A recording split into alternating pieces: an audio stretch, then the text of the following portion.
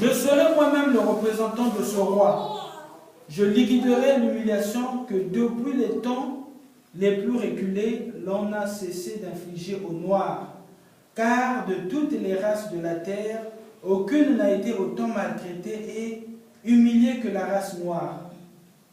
Continuez à lire la Bible à travers ses écrits, vous arriverez à discerner les actes de ceux qui sont venus vous apporter ce livre et les écrits ou principes moraux contenus dans ce livre. Il faut qu'un voleur soit saisi avec l'objet qu'il a volé.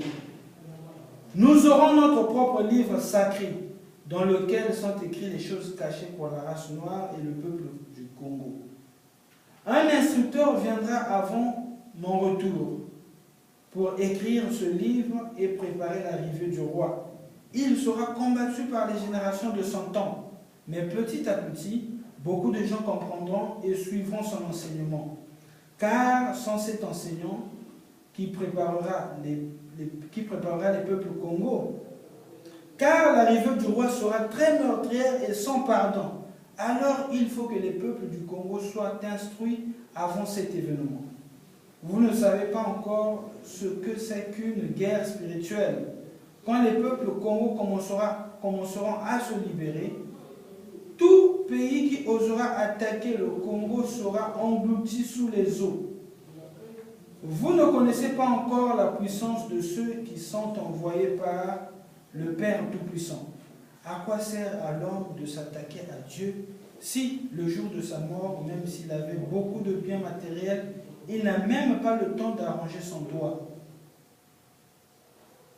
Vous ne savez pas de quoi est faite votre vie et pourquoi vous vivez, car exister physiquement, c'est paraître comme presque rien. Pourquoi tuer son prochain et espérer rester en vie, et pour combien de temps? Dieu n'est pas le temps, ni l'espace, il est un tout dans le tout. La génération du Congo perdra tout. Elle sera embrouillée par des enseignements et des principes moraux pervers du monde européen. Elle ne connaîtra plus des principes maritaux et de ses ancêtres. Elle ignorera sa langue maternelle. Alors je vous exhorte à ne pas négliger ni mépriser vos langues maternelles. Il faut les enseigner à vos enfants, à vos petits-enfants, car viendra un temps où les langues des Blancs seront oubliées. Dieu le Père a donné à chaque groupe humain une langue qui sert comme une alliance de communication. Les alliés, moi, extrait, il y a un message, c'est vrai que les alliés, moi, suite, n'ont pas cassé. Tout, Zuikaka, les alliés qui nécessaires. Alors, par rapport à le texte de Tamil Lelo, dans mon canal psaume, verset 80, psaume 85, verset 9 à 14. Bazaliko le Belabiso, Nzambe, Dieu qui parle de la paix. Dieu parle de la paix. Et là, on nous dit, je veux écouter ce que Dieu dit. Le Seigneur parle de paix pour son peuple, pour ses fidèles, pour ceux qui lui font à nouveau confiance. Oui, son aide est imminente. Pour ceux qui reconnaissent son autorité, sa présence glorieuse, abritera bientôt notre pays. Dieu parle de paix. Mais pourquoi Dieu veut parler de paix? Parce qu'à un certain moment, à un certain niveau, les hommes sur terre n'ont plus de paix. Les hommes ne connaissent plus de paix sur terre. Et Dieu a envoyé parmi nous le Saint-Esprit pour qu'il vienne nous libérer. Et nous, en contrepartie, qu'avons-nous donné à Dieu? Qu'est-ce que nous donnons à notre Dieu? Mais là, il dit, sa bonté, sa miséricorde, son aide est imminente. Donc,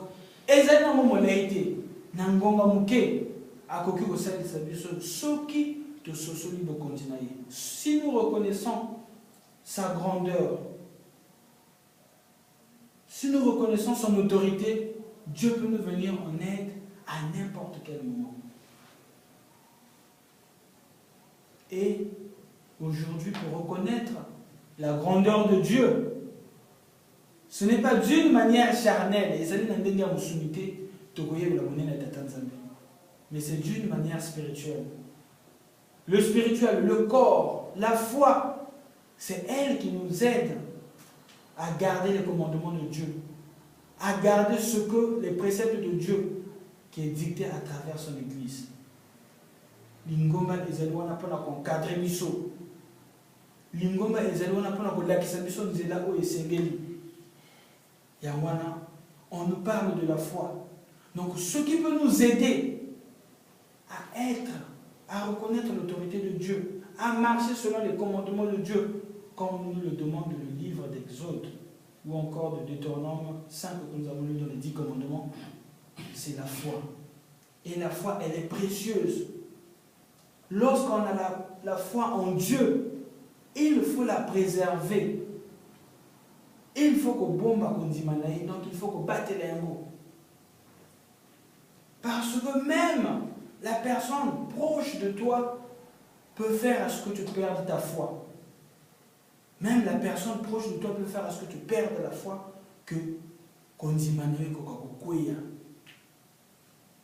Voilà pourquoi, quelque part, dans les textes que nous avons lus, dans Ésaïe, je crois, où on nous dit d'être sage. Ésaïe, pardon, c'est dans le livre d'Éphésiens, pardon, où on nous dit d'être sage pour connaître ce que Dieu attend de nous. Donc l'église, elle est là, elle a pour mission de nous encadrer. Mais pourquoi l'église doit encadrer les humains pendant que la foi est un bien qui appartient à chacun de nous? Pendant que le salut est individuel. Kondima, ya mutu na mutu kokota na lola ezali mutu na mutu ni na salili nzambe na ye. Mais pour nani lingomba il faut ezala wana. Pourquoi l'église doit nous encadrer? L'église a reçu une mission de nous encadrer. C'est à travers l'église que nous sommes en communion avec Dieu. C'est à travers l'église que nous nous approchons de Dieu. Parce que c'est le seul lieu que Dieu nous a ordonné, que Dieu nous a réservé pour le glorifier, reconnaître son autorité. Et lorsque nous regardons des bêtes ou des animaux, ou encore des oiseaux, tant que vous avez surtout moi le nyama parce que tant dans le groupe et que ça toujours na moko ko ça la liboso oyo ala kisaka bandeko nzela oyo bazali ko kenge et que ça la pe na nyama oyo azali ko kengela ce qui danger ça ko yaka dans les troupeaux de bêtes, d'animaux, même dans la jungle, lorsque les bêtes se déplacent, il y a un qui se place toujours à la tête et il y a d'autres, certains animaux qui sont là pour veiller s'il y a un danger qui s'approche d'eux. Wana ezali banyama. Ya mwana pe tata Nzambe. Ayant mis son église sur terre, a 8 bateaux, a tié. Et tes bateaux na bako tambusa ngoma ni bateaux bako kamba batu na ye. Mais avant tout, avant que ces personnes-là soient choisies par Dieu,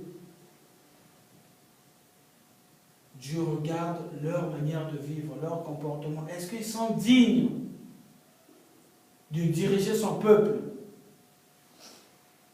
S'ils sont dignes de diriger son peuple, ils vont persévérer.